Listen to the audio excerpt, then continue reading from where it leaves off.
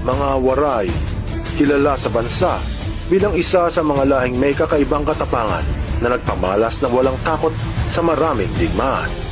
Mayroong isang insidente sa Samar nung sumiklab ang Philippine-American War kung saan inamin ng mga dayuhan na ito ang kanilang pinakamalubhang pagkatalo sa tinaguriang Balangiga Massacre. Marami ang namangha sa kwento at nagtatanong kung bakit nga ba kakaiba ang tapang ng mga waray.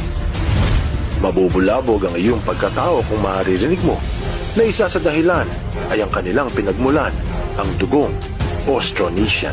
Nagplano ang mga taga-Balangiga na mag-alsa laban sa mga Amerikano. Isang gabi nung buwan ng Setyembre 1901, dinala ang mga bolo, laman ng mga taol sa loob ng simbahan bilang paghahanda.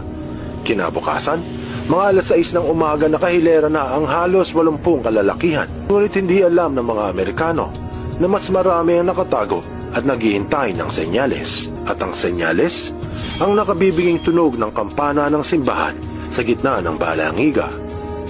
Doon na nagsilabasa ng mga naghihintay na waray. Sa kabilang ibayo, maririnig ang mga sigaw ng mga dayuhang tumatakbo at umiiwas sa bara-barang wagayway ng jungle bolo. Kung matapang ang isang waray, mahirap kalaban ang ilang daan.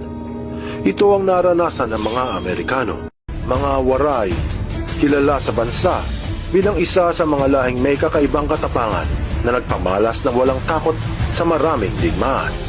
Mayroong isang insidente sa Samar nung sumiklab ang Philippine-American War kung saan inamin ng mga dayuhan na ito ang kanilang pinakamalubhang pagkatalo sa tinaguriang Balangiga Massacre.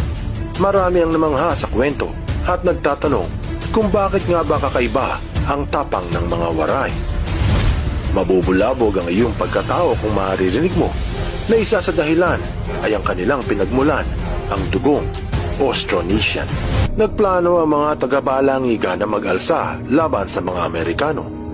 Isang gabi nung buwan ng Setyembre 1901, dinala ang mga bolo, laman ng mga taol sa loob ng simbahan bilang paghahanda. Kinabukasan, mga alas 6 ng umaga nakahilera na ang halos 80 kalalakihan. Ngunit hindi alam ng mga Amerikano na mas marami ang nakatago at naghihintay ng senyales. At ang senyales, ang nakabibiging tunog ng kampana ng simbahan sa gitna ng Balangiga. Doon na nagsilabasa ng mga naghihintay na waray. Sa kabilang ibayo, maririnig ang mga sigaw ng mga dayuhang tumatakbo at umiiwas sa bara-barang wagayway ng jungle bolo. Kung matapang ang isang waray, mahirap kalaban ang ilang daan. Ito ang naranasan ng mga Amerikano.